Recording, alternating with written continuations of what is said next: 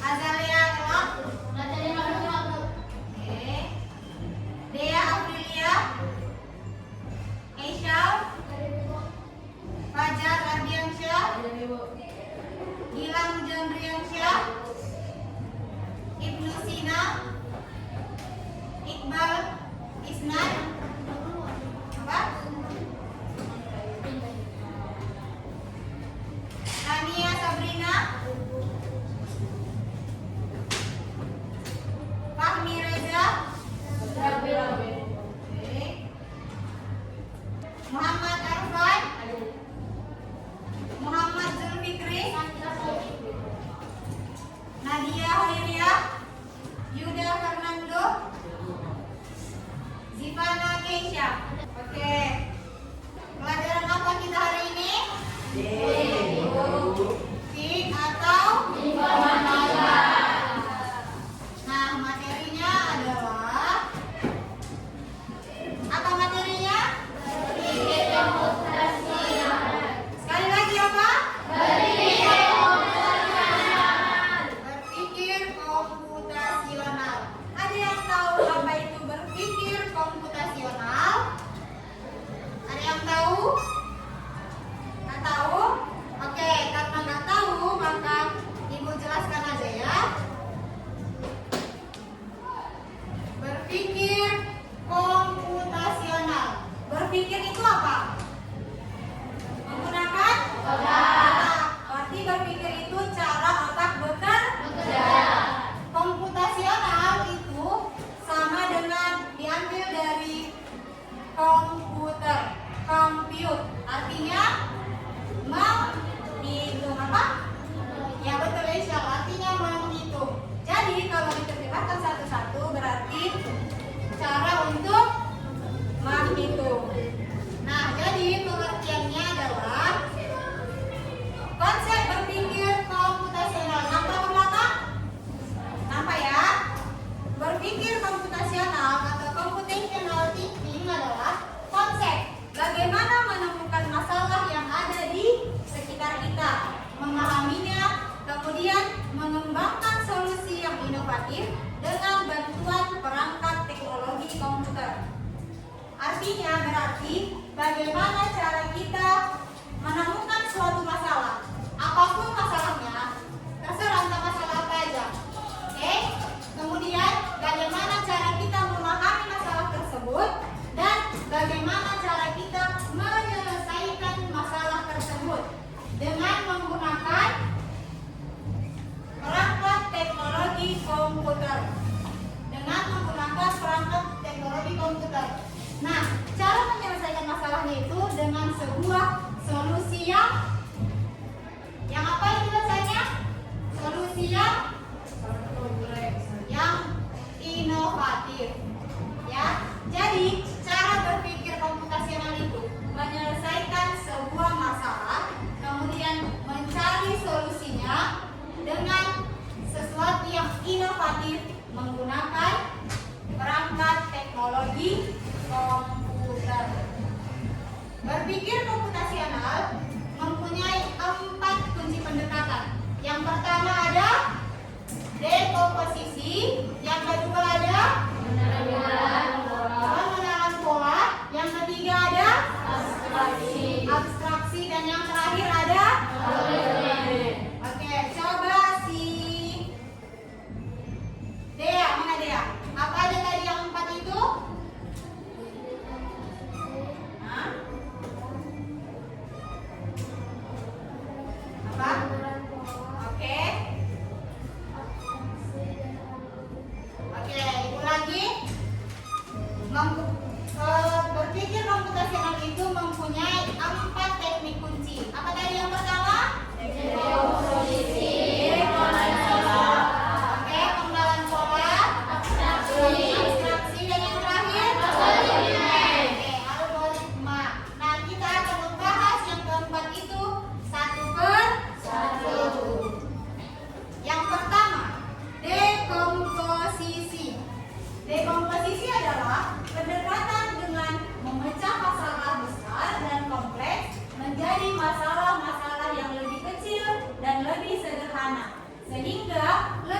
mudah dikelola dan dipahami, kemudian dicari solusinya. Misalnya, masalah kalian ada 100. Masalah kalian yang hidup ini ada 100 contohnya kan? Nah, mau kita selesaikan dia masalah ini dengan cara si dekomposisi. Gimana caranya? Berarti masalah yang 100 itu kita perkecil, kita bagi-bagi, misalnya menjadi 30, 30, 40. 100 kan? Atau 20, 20, 20, 20, 20. Atau 10, 40, 50. Jadi, kalau dekomposisi itu gimana caranya membesarkan masalah yang besar menjadi masalah yang kecil. Istilah lain untuk teknik dekomposisi adalah divide and conquer. Ulangi. Divide and conquer. Atau divide and impera. Teknik pendekatan dekomposisi dapat digunakan dalam berbagai persoalan kehidupan dan mengembangkan sesuatu, termasuk mengembangkan produk. Pendekatan dekomposisi memberikan kemudahan dalam melakukan inovasi.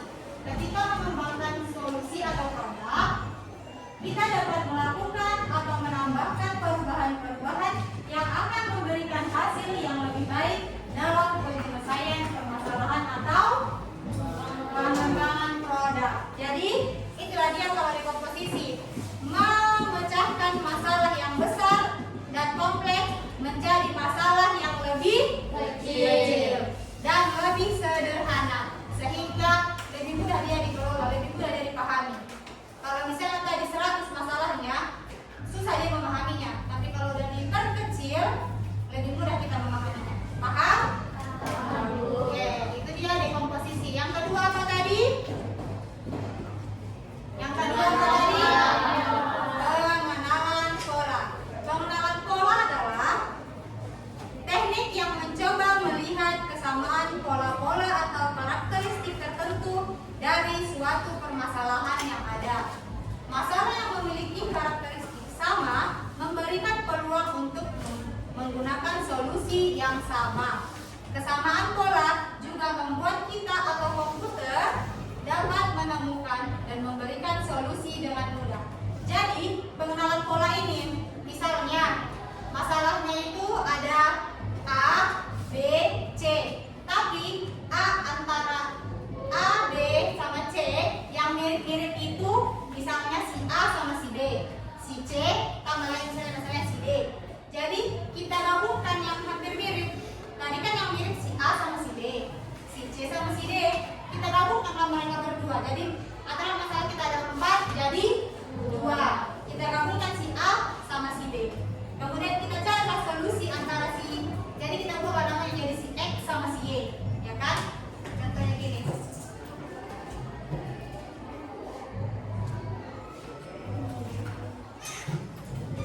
Misalnya masalahnya itu ada A, B, C, dan D. Oke, yang A sama yang D ini hampir sama. Yang C sama D hampir sama. Jadi, kalau katanya kan, mencoba untuk melihat kesamaan pola atau karakteristik tertentu dari suatu permasalahan yang ada. Jadi ini kita gabungkan misalnya dia si A sama si B, si C sama si D. Oke? Jadi si A sama si D kita misalkan dia X, si C sama si D kita misalkan dia Y. Jadi masalah kita sudah ada 2 X sama Y. Kita carilah apa solusi dari permasalahannya ini, apa solusi dari permasalahannya ini. Paham? Jadi lebih mudah kita menyelesaikan masalahnya. Paham? Oke. Contohnya, terdapat beberapa bola seperti gambar di bawah ini. Gambar bola apa aja itu?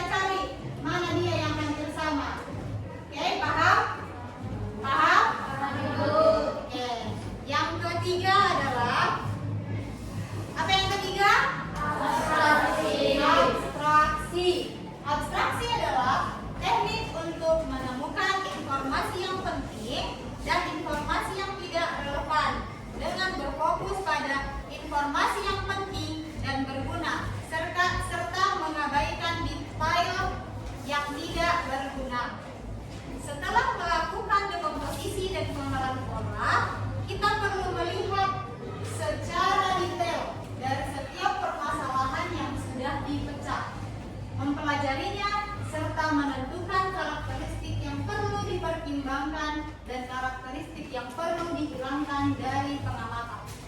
Dengan melakukan abstraksi, kita dapat fokus pada satu informasi yang berguna dan menghilangkan informasi yang tidak penting. Jadi, kalau abstraksi ini, masalah-masalah itu kita analisis dia. Kita carilah mana dia masalah-masalah yang tidak penting. Mana masalah-masalah yang penting. Kalau dia masalah yang tidak penting, kita buang saja dia. Masalah kecilnya dia atau masalah yang tidak pentingnya dia dibuang saja. Paham? Alhamdulillah. Gila, apa tadi abstraksi?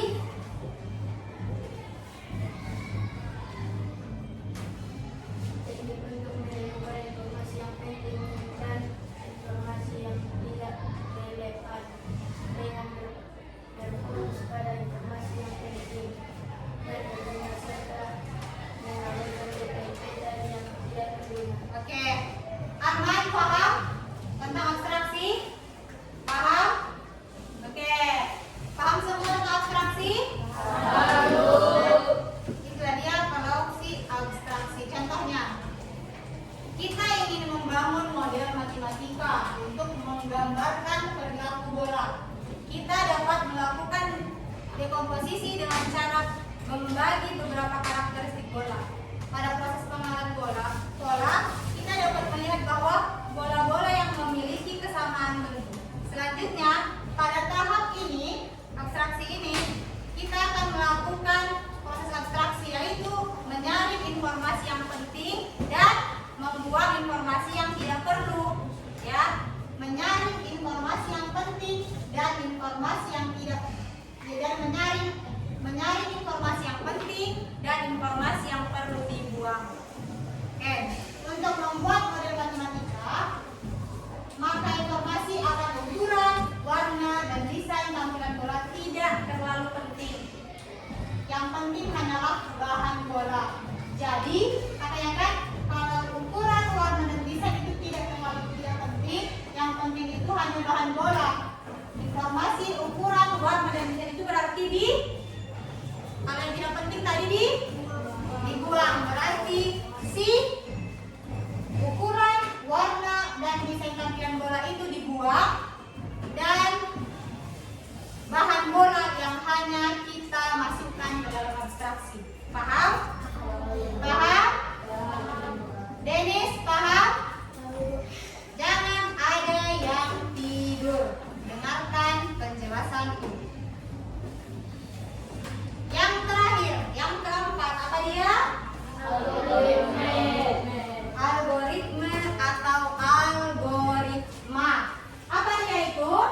Teknik untuk mengembangkan langkah-langkah atau aturan-aturan yang harus dipenuhi untuk memecahkan permasalahan yang ada. Algoritma digunakan untuk merencanakan langkah-langkah instruksi yang akan dijalankan oleh program komputer. Ketika kita ingin komputer melakukan sesuatu, kita harus memberikan input mengenai apa yang harus dilakukan komputer secara langkah demi langkah dan bagaimana melakukannya. Algoritma digunakan dalam berbagai proses termasuk perhitungan, pemrosesan data, dan otomatisasi. Ada dua cara untuk menuliskan algoritma, yaitu menggunakan pseudocode dan flowchart. Apa tadi Arman? Menggunakan apa? Dan dengarkan, menggunakan pseudocode. Tulisannya kan gini.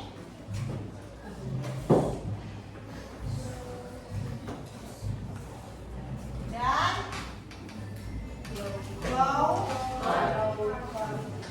ini pseudocode, P-nya nggak dibaca. Pseudocode, P-nya nggak dibaca. Pseudocode. Ulangi. Pseudocode. Kalau ini flowchart. Oke, berarti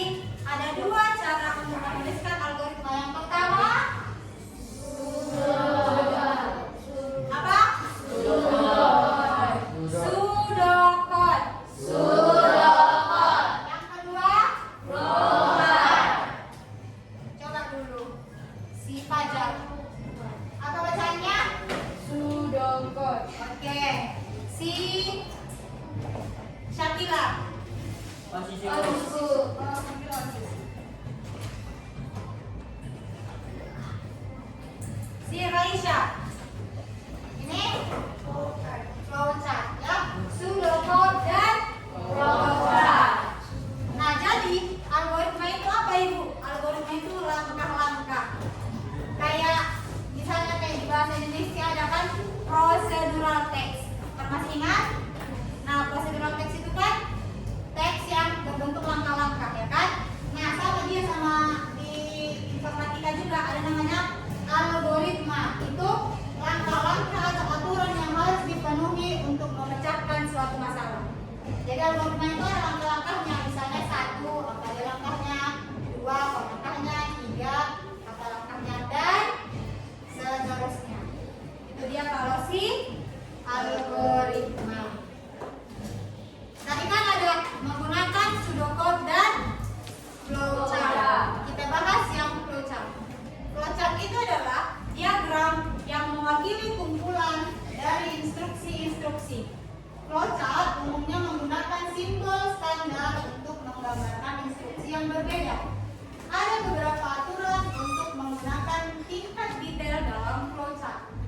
Flowchart dapat dipecah menjadi langkah-langkah yang menyediakan banyak detail mengenai bagaimana proses yang dijalankan dalam program secara jelas. Jadi inilah dia. Inilah dia contoh flowchart. Oke, nanti akan kita pelajari secara detailnya tentang si flowchart ini. Jadi inilah dia flowchart. Nah, inilah dia tabelnya, simbol-simbolnya. Kalau yang petak ini itu dia namanya mulai atau berhenti. Nanti di awalnya itu menggunakan simbol seperti ini. Digunakan untuk memulai dan mengakhiri proses. Kemudian yang petak itu beda ya. Kalau yang mulai itu dia sudutnya cembung. Tapi kalau yang proses itu sudutnya petak, tumpul ya, berbentuk sudut 90 derajat. Nah, itu proses atau prosesnya di dalamnya. Kemudian ada belah ketupat dia. Ya, ini itu keputusan. Ya, membuat keputusan atau pilihan. Kemudian yang ini berbentuk apa ini? Apa? Jajar genjang. Dia itu adalah masukan atau keluaran, atau yang disebut dengan input dan output. Keterangan kegunaannya menerima input atau menampilkan output pada pengguna. Yang kelima itu ada lingkaran. Ya, lingkaran itu sebagai penghubung. Berpindah ke bagian lain yang ada di flowchart. Dan yang terakhir itu adalah tanda panah. Ini dia menunjukkan arah alirannya. Nah, ini dia lihat. Inilah dia contoh algoritma menggunakan flowchart. Oke, paham? Paham? Dan yang terakhir ada pseudocode. Coba si Rido, mana Rido? Silahkan baca.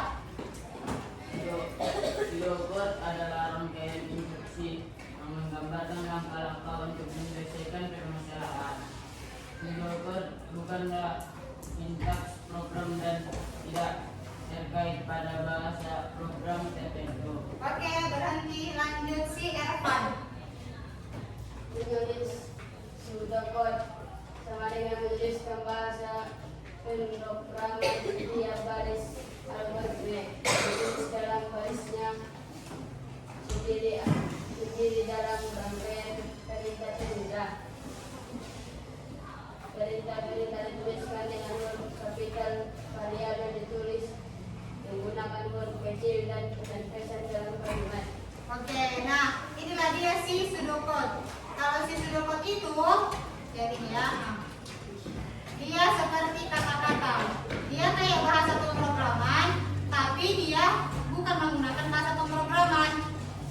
Ya, kalau tadi si flowchart dia berbentuk simbol-simbol. Tapi kalau si pseudocode dia berbentuk instruksi, kata-kata. Hampir sama dengan menuliskan bahasa pemrograman. Ya, ini dia. Itu tadi ya bedanya pseudocode dengan flowchart. Oke? Kira-kira ada pertanyaan? Nah ya, paham? Nah, sekarang kita akan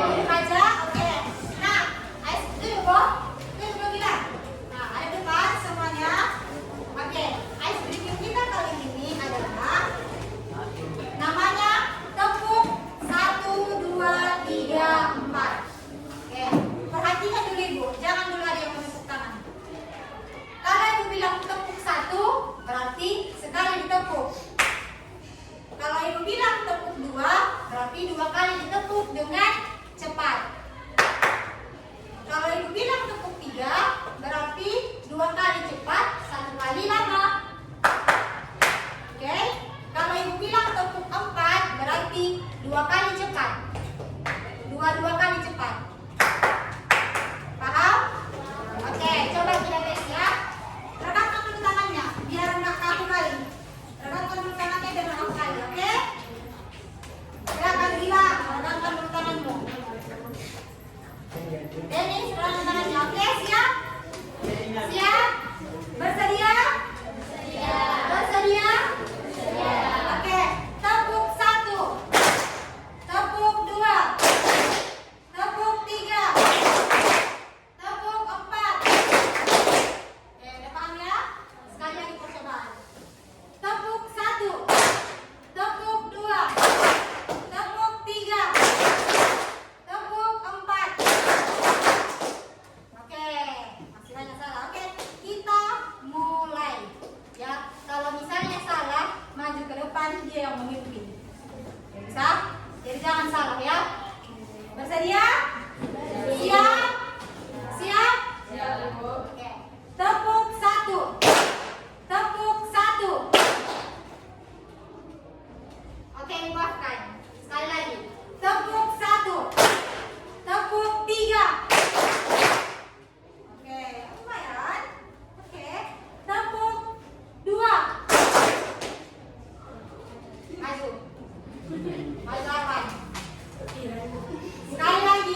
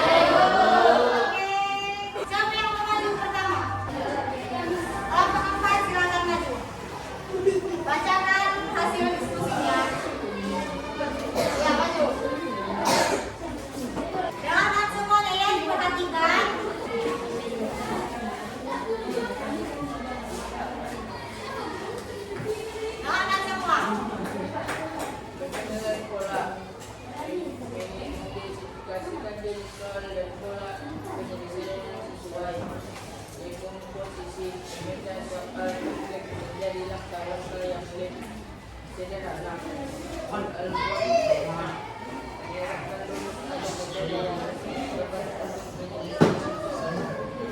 Oke, sekarang tepuk tangan untuk silakan yang mau maju. Ya, silakan kelompok 3. Buat saja ya.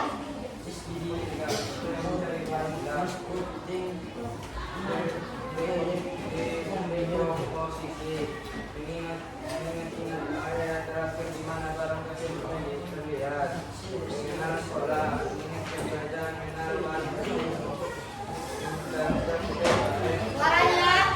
Algoritma mencari barang setiap ada yang mungkin dimulai dari area yang paling mungkin. Oke, tepuk tangan untuk satu kali ya. Oke, silakan dua. Silakan dibaca. Kelompok 2. Contohnya memasak, dekomposisi. Memecah dari langkah-langkah individual, yaitu memotong sayuran, menakar bumbu, memasak nasi, dan lain-lain. Pengenalan pola. Mengenali takaran yang tepat untuk setiap bahan agar rasa masakan sesuai dengan yang diinginkan. Algoritma. Mengikuti urutan langkah-langkah dalam resep untuk memastikan masakan matang dan sempurna. Oke, tepuk tangan untuk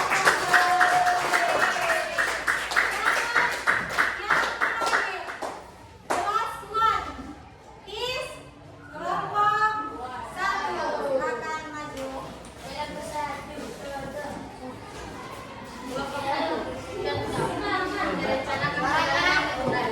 Dekomposisi memecahkan perencanaan liburan menjadi langkah-langkah kecil.